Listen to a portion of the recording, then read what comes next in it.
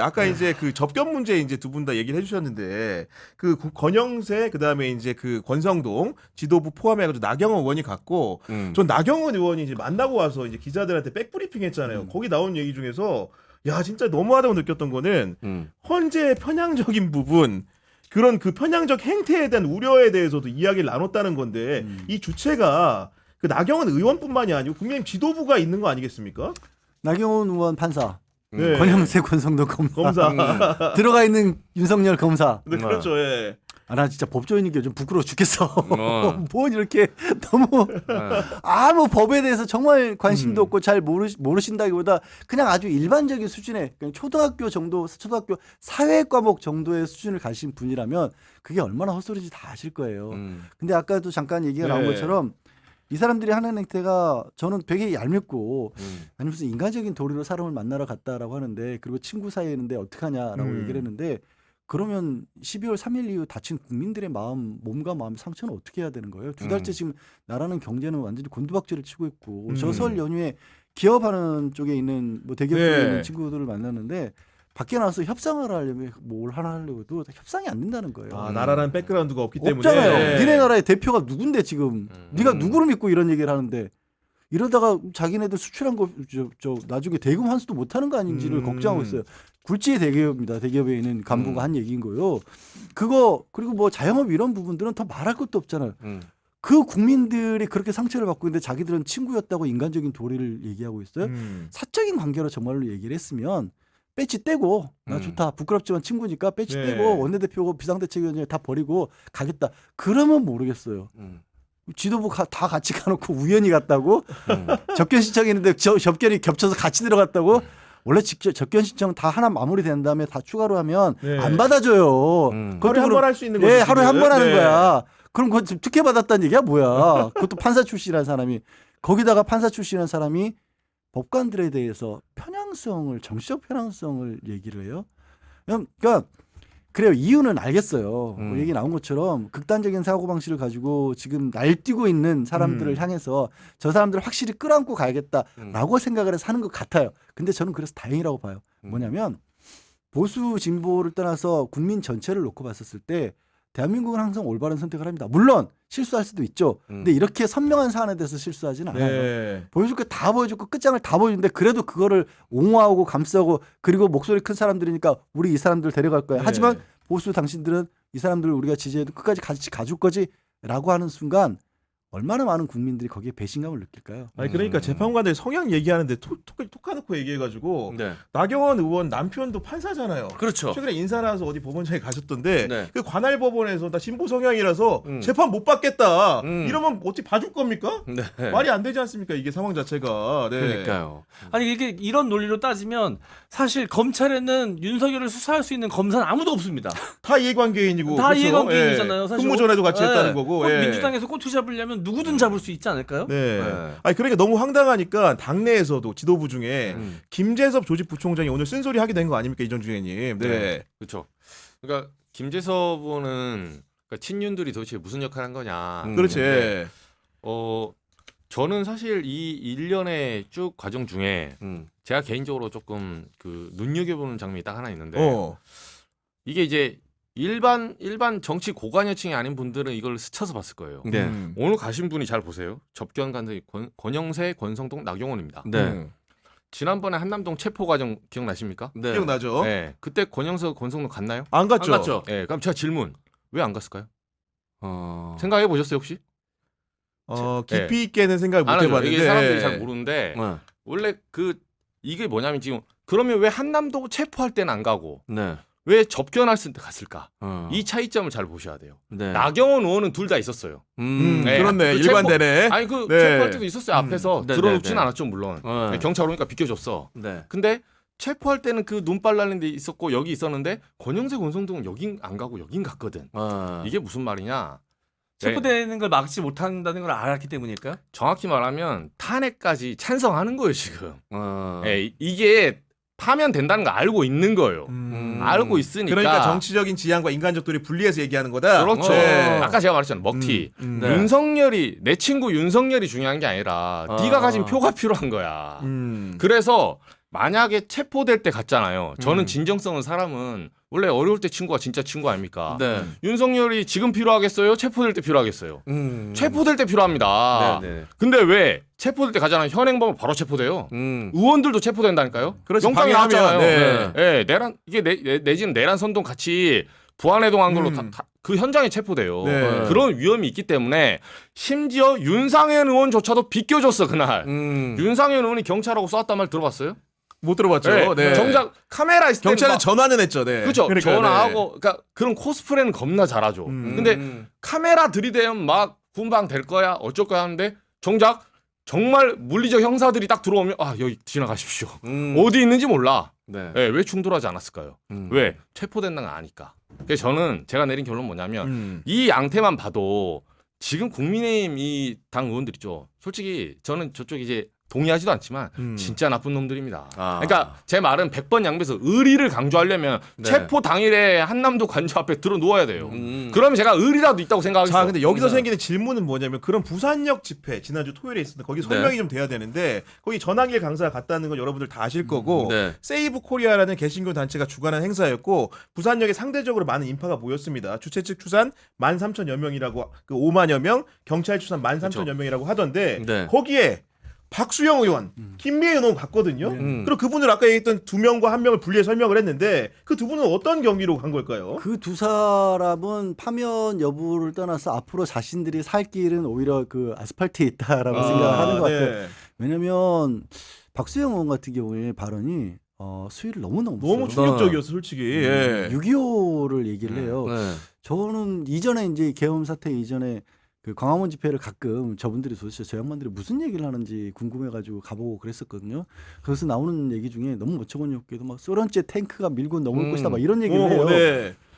저 사람이 지금 시대가 소련이 해체된 건 알고 있나 할 정도의 그런 황당한 상황이긴 했는데 네. 그 황당한 상황을 주도하고 있는 사람들이 목소리들은 되게 크고 그리고 나름 큰 저는 다시 한번 말씀드리면 대한민국 전체를 흔들 만한 힘은 없다라고 봐요. 네. 근데 국회의원 몇몇의 생존 내지는 그들의 정치적 미래를 그들 입장에서 봤었을 때 도와줄 수 있는 힘은 가지고 있다라고 보거든요.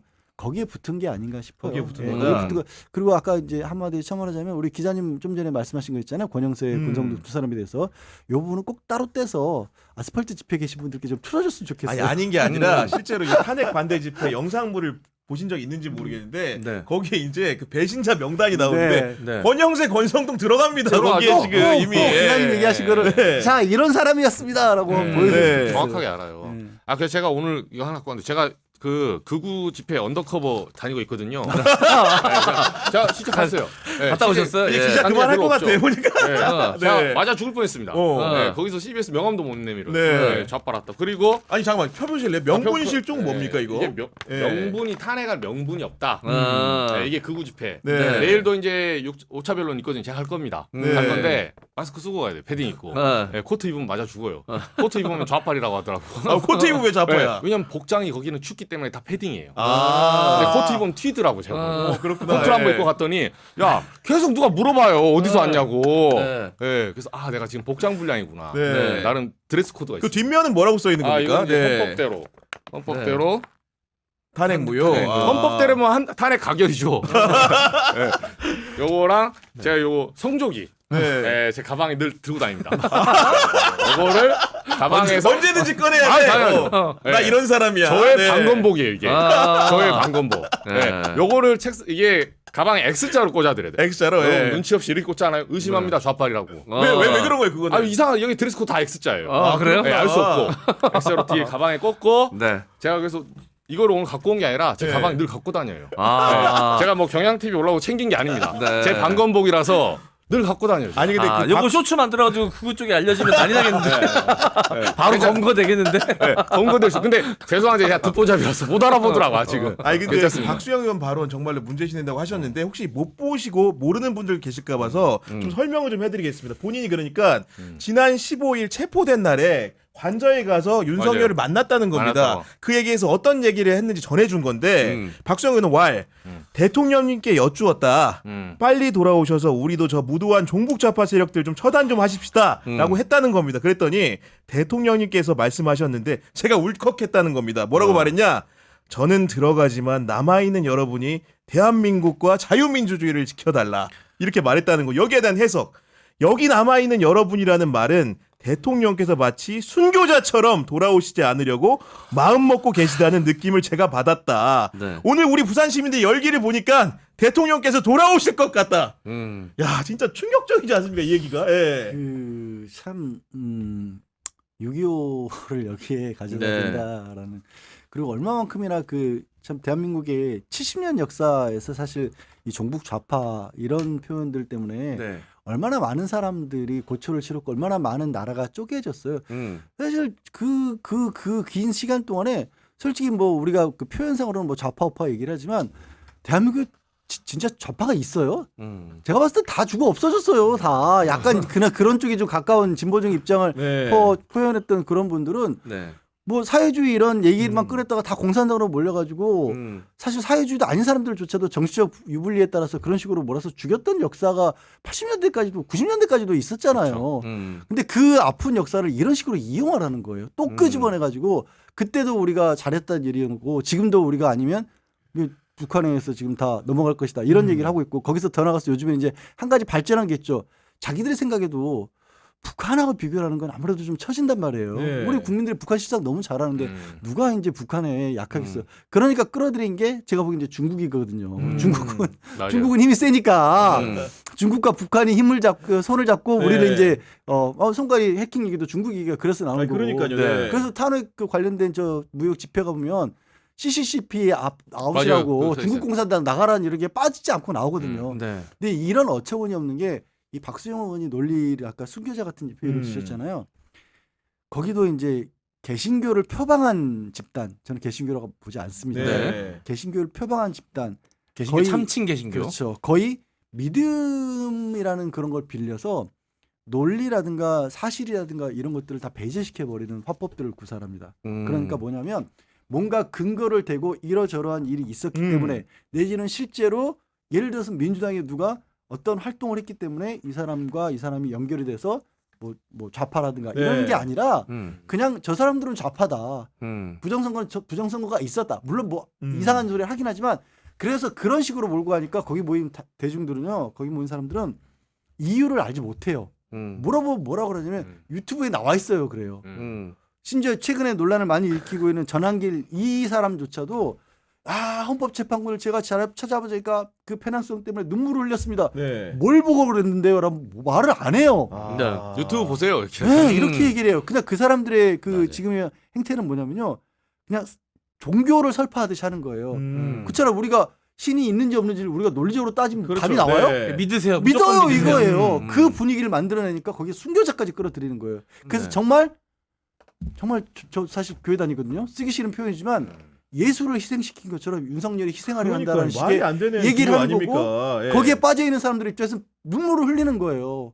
나 거기에 정치인이란 사람이 거기에 숟가락을 얹고 있다는 게 너무 화가 나. 이러다가 이제 탄핵 심판 선고일을 부활절이라고 이제 명명하는 게 아닌지 모르겠는데 상황을 보면은 정말로 이제 박수영 의원, 김미애 의원 사실은 국민의힘 출입하면서 만나봤잖아요. 네. 저는 개인적으로 이분들 두 분이 거기 나오는데 약간 놀랬거든요. 솔직히 출입 기자로서 그런 생각 좀 들지 않습니까? 예. 제가 이 두 분을 잘 아는데, 그러니까 이 두 분이 어떤 상징이냐면, 그러니까 한마디로 거의 상전벽해를 많이 느끼는 그런 대목이에요. 왜냐하면 그 기억나시죠? 모르 2020년에 황교안이 정강훈하고 그때 막 손잡는다 했고 막판에 극우파 그 파이어 해가지고 총선 103석으로 망했잖아요. 네. 그 다음에 김종인 체제가 들어옵니다. 어. 예, 그러니까 뭐 5.18 묘지 가서 뭐 예전에 빌리브란트 따라한다고 뭐 무릎 사가하고 중도 네네. 일종의 네네. 클릭 그때, 이동할 때.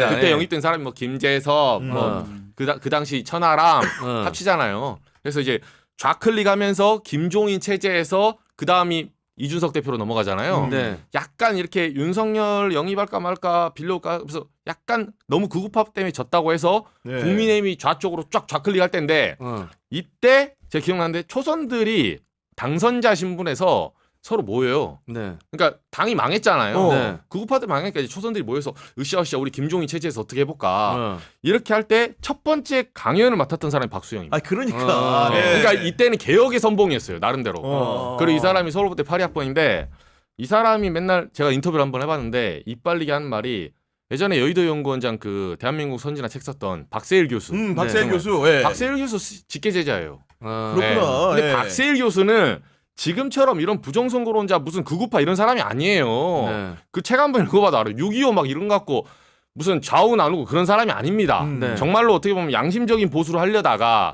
이제 정당 극우 정당에서 실패하고 YS가 합당한 3당 합당 거기에서 실세에서 밀려나서 여의도 연구원 하다가 그렇죠. 네. 자기 네. 정당 만다가 실패한 사람이에요. 네. 일종의 이제 정치 실험을 한 사람이고 어떻게 보면 이상을 향해 갔다가 쫓던 네. 사람인데 그 사람의 직계 제자라고 입만 열리면 자랑한 사람이 박수영입니다. 지금 극우의 극단에 있죠. 네. 그러니까. 그래서 네. 제가 보니까 이게 해방 이후에 우리나라 역사가 굉장히 슬픈 역사지만 원래 극과 극은 통한다는 게 네. 남한에 내려온 사람들도 보면 서북 청년단이 제일 극우예요 보면. 왜? 그렇죠. 자기를 증명해야 되거든. 십자가를 밟아야 돼. 네. 북에서 내려왔다고 계속 사상 검증이 들어오니까 네. 때려잡아야 되거든. 좌팔. 네. 그래서 그 조정래 이제 소설가의 소설로 나오잖아요. 네. 예. 많이 나와요. 그게 왜냐면 네. 극각은 나를 증명해야 돼. 제가 보니까 박수영, 김미애 의원이 그 당시에 중도 좌파로 영입했다고 이 당이 자랑하던 그 투톱입니다. 그러니까. 네. 예, 맞아요. 정확하게 예. 지금 극으로 갔죠. 예, 저는 사실 이런 날이 올 줄 알았어요. 그런 존재 증명을 예. 위해서. 그리고 이날 여기 네. 안 왔지만 조정훈 의원 있죠. 음. 예, 저기 옛날에 시대전환부터 시작해서 네. 예, 문재인 인재 영입 2호 아닙니까? 문재인 대통령. 요렇게 왼쪽에서 요렇게 태평양 건너와서 여기까지 왔어. 네. 그래서 지금 극으로 왔어. 조정훈 의원 이날 그 기사에 따르면 연설만 안 했지 화장실 간다고 연단에 안 오른 거예요. 근데 부산 이날 내려갔어요? 부산 내려갔죠. 조정훈? 네. 조정훈도 기사에 나와요. 이거 진짜. 네. 그래서 이날 집회자는 4명. 박수영, 연단에 오른 게 박수영, 김미애 김미애 의원이고 뿐인 거지. 네, 예. 윤상현 의원하고 조정훈 의원이 이 현장에 있었다고 기사에 나와요. 근데 조정훈 의원은 제가 봤을 때 화장실 간다고 연단에 누가 화장실 간다 화장실 갔다 옵니다. 연단 갈 사람들은 화장실 갔어야 되겠지. 연단에 오르기는 아직 조금 그래. 아직, 마포갑에서는. 네. 그래서 살짝 빠진 거예요. 윤상현은 얘기를 했어요. 아, 올라서 연설했잖아요. 네. 사진만 안 나왔을 뿐이면 아. 윤상현은 어차피 관저에 갔기 때문에 얘기가 안 되거든. 아니 네. 근데 뭐 손바닥으로 하늘 가릴 수 없는 게 여전히 그 계엄 상황에 대한 여러 가지 증언과 진술들이 이어지고 있고 심지어 이 노상원 전 정보사령관 관련해가지고 동아일보 단독 보도를 봤더니 그 HID 요원들 있잖아요. 이분들이 그 중앙선관위 관계자들을 체포한 다음에 어떻게 해야 되는지에 대해서 노상원이 이제 지시를 한 내용들을 진술을 복수로 했다고 합니다. 그렇죠, 그렇죠. 대표적인 진술 중에 하나가 너희는 내가 취조할 때 보디가드를 해라 네. 이런 거 하고 책상도 치고 좀 욕도 좀 하고 노려보기도 해라 이런 진술 변호인으로서 어떻게 생각하십니까? 예. 뭐 수사하려던 게 아니고 부정선거 밝히려다는 것도 아니었고 뭐 음모론들이 많이 있으니까 국민들이 우려하고 있기 때문에 사실 확인 차원에서 들어간 것이었다라는 네. 얘기를 했잖아요. 시스템 점검일 뿐이다 막 이랬죠. 네. 예. HRD 요원이 시스템 점검을 그러니까, 그리고 본문으로 그렇잖아요. 점검하겠다는 네. 거지. 그리고 사실 이게 책상 좀 치고 노려보기라도 해라는 얘기가 우리 구경 기자님처럼 이렇게 네. 인상 좋으신 분이 책상 치고 내려다 보는 것과 음. 특수훈련을 받아서 요인들을 암살할 수 있고 사람들을 취조해서 빠른 시간 내에 정보를 캐내는 전문적인 훈련을 받아온 사람들이 하면요.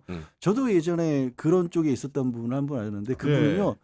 눈 자체의 초점 자체가 달라요. 아, 그래요? 그분 본인 설명으로는 야간 활동을 많이 하다 보니까 맹수처럼 약간 눈빛이 변했다라고 그래서 야, 무섭구나. 그런 그냥 쳐다보면 그냥 쫄아요 속된 말로. 그쵸. 근데 그걸 너무나 잘할 거 아니에요 노상원이. 그렇겠죠. 네. 괜히 여기 와서 그런 거 아니잖아요. 그리고 그것도 부족해서 노태학은 내가 손 볼 거야 야구방망이 네. 준비해. 맞아, 네. 왜 그거 사실인데 그게 왜 필요해? 선관위 시스템 전공하는 거면 IT 기술자는 몇 명 보내면 되지. 다 거짓말인 게 다 드러나고 있는 거예요. 사실. 진짜 이렇게까지 하려고 했다고 하니까 보디가드라는 맛에 우리가 실수가 터지지만 실제로는 아까 말한 것처럼 그 말 그대로 이제 그 눈빛으로 사람을 쳐다보고 선관위 직원이 없는 말도 지어낼 수밖에 없지 않겠습니까, 이정주 기자님? 그렇죠. 근데 이게 그만큼 어떻게 보면 노상원까지 저는 우리가 그런 말 했잖아요. 계엄할 때 처음부터 진짜 유능했으면 어쩔 뻔했습니까? 네, 이렇게 허술한 거예요. 윤석열 수준이. 네. 예, 그리고 이 계엄 자체를 정말 망상. 이 선관위 분명 부정선거 있다. 네. 본인의 망상에 따라서 이걸 지시하니까 노상원을 이제 오비들 영입해서 이렇게 한 거잖아요. 근데 아마 저는 이제 내일 탄핵 변론 또 오차 변론 있지만 이렇게 흘러갈 것 같아요. 지금 보면 김용현하고 그 윤석열까지는 김용현이 일단은 탄핵 파면까지는 독박 쓰기로 한 것 같아요. 네, 입을 맞췄어요. 네. 입을 맞춰가지고 내가 했다. 포고령도 제가 하고 뭐 베꼈다 하는데 전반적으로 봤을 때 지금 이제 이 탄핵 변론과 별개로 네. 네. 형사소송도 진행이 되고 있어요. 어차피 그렇죠. 네. 그 별건으로 수사가 되는 겁니다. 네. 근데 노상원이 과연 진술이 지금 이것만 봐도 일관되게 나올 것이냐 물음표예요. 왜냐 이게 죄수의 딜레마 게임으로 보면 노상원까지 윤석열이 컨트롤할 수 있는 머리가 없어요. 네, 할 노상원 수도 없어. 네, 사실은. 지금 자기 살 상황에. 길 찾아서 가는 거고. 아니 김용현하고도 말이 일부 안 맞는데, 맞는데. 지금 네. 어디까지 들어간 건 거기까지. 12명이죠. 260명이 들어갔습니다. 그러니까 안에 들어간 건 12명이잖아요. 260명이 들어갔습니다. 끝까지. 네. 그러니까 이게 너 알아서 살아라 이렇게 했기 때문에 노상원 같은 경우는 충분히 이 초기부터 이런 진술을 지금 하기 시작하는데 아마 탄핵 변론에서도 본인이 검찰 수사에서 했던 진술을 바꾸기가 쉽지 않아요. 네, 당장 변론에서도 그걸 물어보거든요. 진술이 왜 바뀌었냐. 그리고 노상원 같은 경우는 자기를 보호해주는 그 정확히 말하면 이 끝단에는 윤석열이야 사면이야 받을 수 있어. 어떻게 그러니까 사면을 받으려고 지금 꼼수를 쓰는 거잖아요. 노상원을 누가 사면해 줍니까? 나중에 실형 나오면. 그 아마 분명히 수사기관에서도 그 얘기를 해줄 거예요. 당신 아마 이렇게 하면 혼자 독박 쓰고 너 20년 살아야 된다. 잘 생각해라. 주요 임무 종사자니까. 당연하죠. 네. 네, 이런 지시를 실제로 받았고 자기가 이행하기 직전까지 갔잖아요. 이행이 실패했을 뿐이지. 그래서 노상원은 저는 아마 그 진술이 네. 향후에 굉장히 변곡점이 될 거라 봐요. 그러니까 결국은 이제 내일 헌재 5차 변론 기일이죠. 거기 네. 보면 이제 이진우 전 수방사령관, 네. 여인영 전 방첩사령관, 그리고 우리가 모두 기대에 맞이하는 홍장원 전 국정원 1차장이 나오는데 윤석열 측도 수가 없는 건 아니었더라고. 보니까 어떤 꼼수를 내나 봤더니 보도를 보니까 윤석열 측에서 홍장원 전 차장의 12월 3일부터 1월 중순까지의 통화 내역을 헌재가 받아달라고 했다는 겁니다. 그리고 그 얘기는 뭐겠습니까? 홍장원 전 차장이 국회 이제 증인으로 나오는 과정에서 여러 사람들과 소통을 하지 않았겠습니까? 그렇죠. 그런 내용을 가지고 신빙성 문제를 뭔가 흔들려는 듯한 그런 태도를 취하는 것 같아요. 그런 태도를 취하고 싶겠죠. 그런 전략이라도 네. 그건 아마 그거 아니면 할 게 없으니까라는 거고요.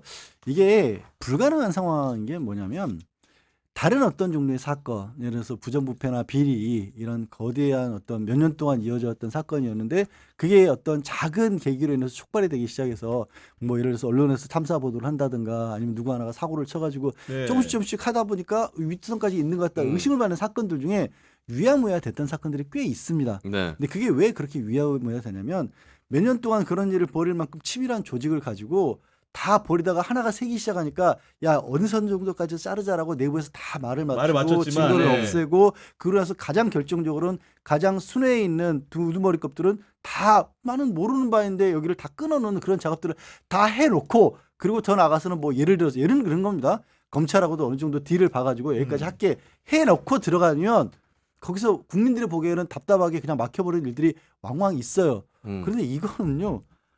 이게 그럴 수 있는 상황이 아니었잖아요. 아니, 그렇죠. 예. 일단 범죄 현장이 너무 명백하게 네. 수백 개의 카메라에 수천의 카메라에서 실시간으로 생중계가 됐고요. 그리고 이 계엄이라고 하는 것의 어떤 그 공포라든가 무게감 때문에 그 다음 날부터 실제로 나쁜 짓을 저지르는데 가담했던 군 장성들까지도 술술술 다 불기 시작했어요. 다 불었어요. 그래서 이제 그 사람들 다 재판받고 있어요. 이미 이걸 뭘 입을 맞춰가지고 막으려고 하기에 혼자 기껏 했던 게 네. 김용현 나와가지고 제가 그렇게 말씀하시니까 기억이 납니다. 이거밖에 없어요. 뭘 어떻게 해요. 사실 헌법재판소 재판관들요. 지금 거의 극한 직업이에요. 맞아요. 여러 가지 네. 일 때문에도 그렇지만 그 변론 기일에서 하는 것들이 처음 나오는 얘기가 아니거든요. 네. 헌법재판소 재판관들은 이미 경찰, 검찰에서 기록으로 수사로 예. 그 사람들이 무슨 말을 했는지 재판 공소장은 뭘 하는지 다 꼼꼼히 보고 그랬겠죠. 다 알고 있습니다. 다 알고 나서 자 무슨 말 하는지 보자 이러고 있는데 거기 가가지고 헛소리를 하면 네. 아 그리고 홍장원 전 차장이 받고 있는 이제 어떻게 보면 얘기한 주요 네. 조요 요인 네. 체포 지시에 관련해 가지고는 뭐 조지호 경찰청장이라든가 여인혁 방첩사령관의 필두로 한 그 밑에 있는 방첩사령관 부하 직원들이 공통된 진술을 하고 있는 거잖아요 지금. 네. 그런 상황이지 않습니까? 네. 그렇죠.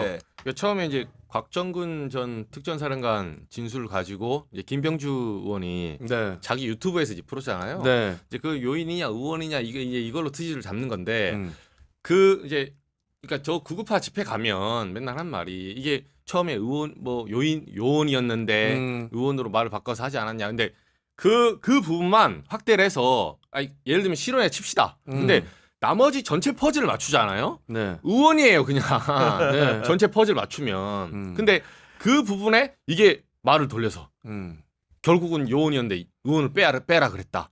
그 고가가세로 계속 하는 거예요 자기들끼리. 그런 논리를 쓰는 건데 저는 결과적으로 다수를 수사기관 포함해서 다수가 별도의 방에서 제각각 여러 번의 반복된 진술을 하잖아요. 원래 네. 수사기관이 그렇게 해요. 말 못 바꾸게. 네. 그렇기 때문에 그건 모속입니다. 진술의 일관성이 굉장히 중요하잖아요. 네, 그리고 기억을 못 바꿔요. 네. 한두 번 이렇게 하는 거지. 네. 10장 쓰다 보면 비슷한 말이 나오게 돼 있어요. 진실에. 여러 명을 그렇게 섹터를 나눠놓고 네. 똑같은 내용을 A4 10장 써봐 이렇게 하면 네. 수렴이 된다니까요. 어. 네, 수사기관이 바보가 아니에요. 알겠습니다. 저희가 오늘 정치비상구 2부에서는 이 네. 현재 탄핵 심판 이모 저모까지 살펴봤는데 끝으로 이제 양재열 변호사님 오랜만에 나오셨는데 많은 분들이 그 불안해하는 게 이게 어쨌든 간에 원하는 방향대로 이제 가는 것 같으면서도 순간순간마다 이제 절차적으로 이제 발목을 잡히다 보니까 아 과연 이게 좀 정말로 이제 우리가 그 바라고 뭔가 요망하는 결과 될까 이런 걱정들을 하는데 법률가로서 좀 냉정하게 현재 탄핵 심판 좀 얘기를 좀 마지막 들을 수 있을까요? 네. 헌법재판소의 탄핵 심판은